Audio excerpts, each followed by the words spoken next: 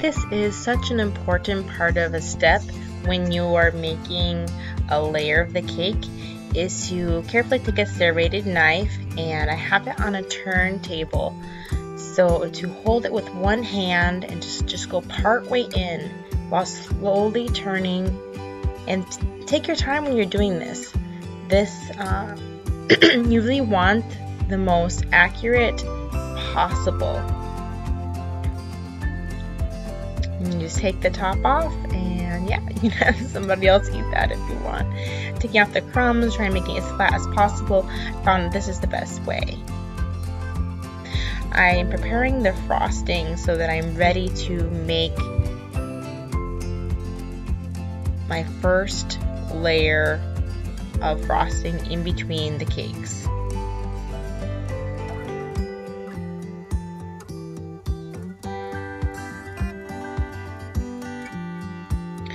Okay, now I am taking some parchment paper and putting it underneath the cake because it's important to be really as clean as you can. As you can see, I do have some crumbs around, but that's kind of expected as you're getting things ready and taking things apart and that sort of thing. It all kind of depends up to the person. Here I am making it quite wet first with a spray bottle just to help it moisture and helps with the putting of the frosting down. Making a 2-layered dam of frosting. I'm going to cut out the center.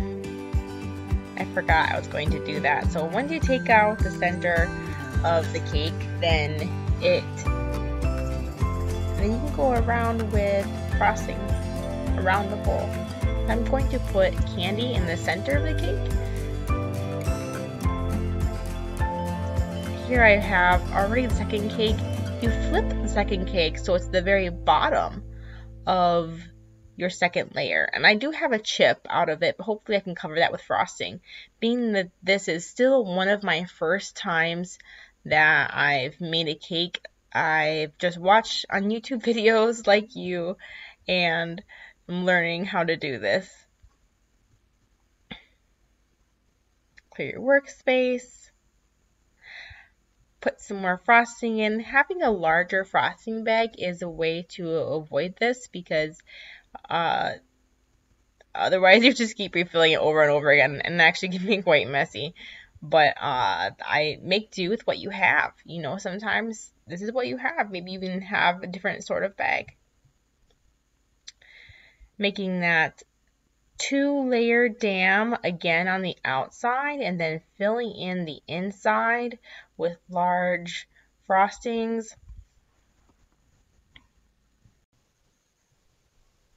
As you're going along, I want you to think about your materials and what you have out. This is a batter frosting spreading knife. I'm not sure what the technical term is, but I'm just doing my best with this, putting clumps of frosting on the side. Something that I learned from this that I would change if I did this again was make sure to use a little bit of royal icing in your buttercream. We keep our house pretty warm at 73, so while I was making this, the frosting was melting, and you'll see as I go along, it's just shifting and kind of melting. I'm trying to use the side of buttercream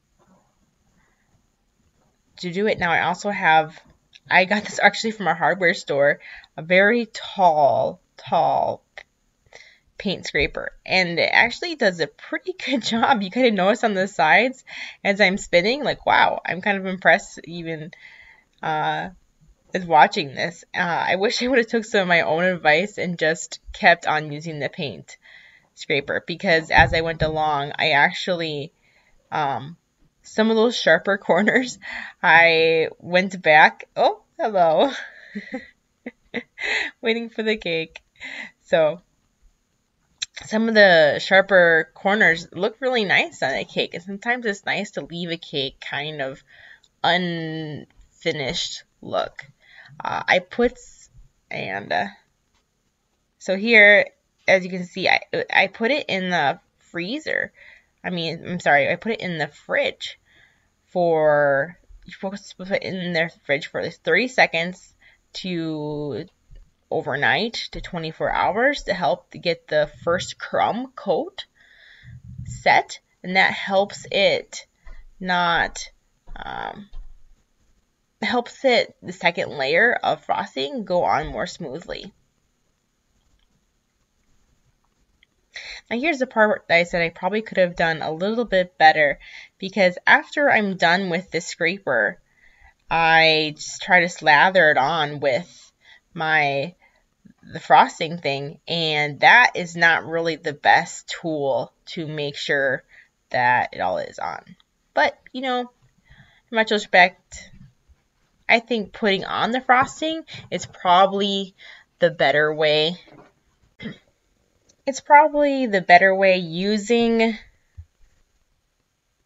what I'm using to put on the frosting, but then making sure to finish it off with the paint scraper at the end, and that kind of gives it that nice clean finish. My daughters have been helping me fill the candy. It was really fun doing that with them. They had so much fun putting the candy in the center. We did with M&Ms and chocolate with caramel inside. You can really choose whatever candy you would like. It's kind of like a fun surprise. I try to give the illusion that there was nothing, that there wasn't a large candy below. So that's kind of funny. But we did succeed because they didn't know that there was so much candy and yumminess inside the center of the cake. And it's actually 2 small bags. We used both of them to decorate the entire cake. So it's actually quite a bit of volume. So if you were to use maybe even a smaller cup to hollow out the center of each of the cakes, it might make a difference of what's inside. But yeah, take out the parchment paper. It does look nicer. Do you see how it looks nice and clean? And this is actually just a simple turntable. Like I said, this is one of my first times still making these cakes, and I've made only one before, and that was a chocolate one with a couple layers. I had no idea how to do the crumb coat. I had crumbs everywhere. It was just crazy how much crumbs there was everywhere. So, yep, watch some videos, get better that way, and just move on and see how you can improve the next time. And then it's completely ready for people to eat. Here we are at the birthday party, and getting it set up straight, getting some pictures. It's my brother's birthday. He's turning 24. Happy birthday, Ben, if you're listening. And yeah, so it turned out really nice. His birthday's around Christmas time, so we have a bunch of Christmas decorations around. Let's carefully, of course, get the first piece up. But I hope you enjoyed this video. Like and subscribe to Rachel Schwinghammer's channel, and yeah, I hope this encourages you that you can make a cake too. That even if you're a beginner and just learning, that sometimes it can be nice to experiment with things and fail forward and just learn as you go along. And hey, the cake tasted great. It was the frosting, buttercream, it's pretty sweet. So there might be other ways to maybe make it less sweet, but that's kind of the nature of cake, isn't it? It's just to have something really tasty and sweet. So I hope you enjoyed this, and I hope you have a wonderful time with your family. When making cakes can be a lot of fun. It's kind of a nice way to save money and to make something fun.